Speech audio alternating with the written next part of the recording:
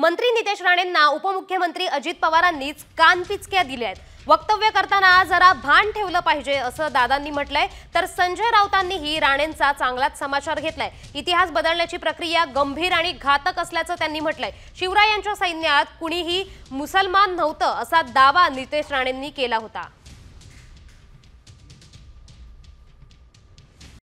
Comscore नुसार आता isakal.com आहे देशातील नंबर 1 ची मराठी न्यूज वेबसाईट। प्रत्येक अपडेटसाठी isakal.com ला नक्की भेट द्या। काही काटे आहेत सांगण्याचं की नाही, शिवाजी महाराजांच्या सैन्यामध्ये मुसलमान होते। कोण मुसलमान नव्हते तिकडे, उगाच टेप रेकॉर्डर चालवता।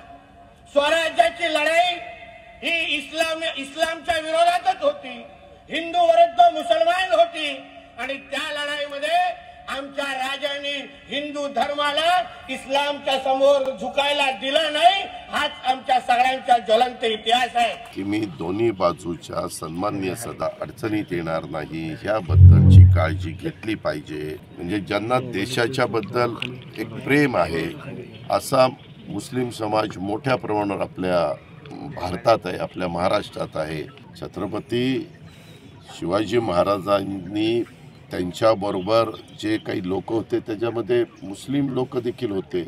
दारुगोळा कोण सांभाळत होतं त्यांचा कितीतरी उदाहरणं आपल्याला देता येतील।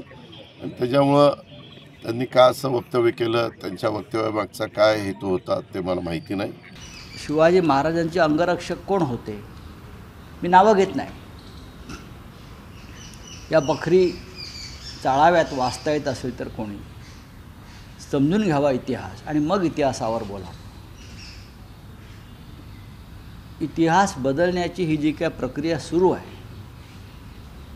ही अत्यंत गंभीर आणि घातक आहे। प्रधानमंत्री मोदी यांना मी पत्र लिहिणार आहे आता की या लोकांना आवरा, नाहीतर तुमच्यावरती दुसरा फाळणीचा ठपका येईल मोदींवरती।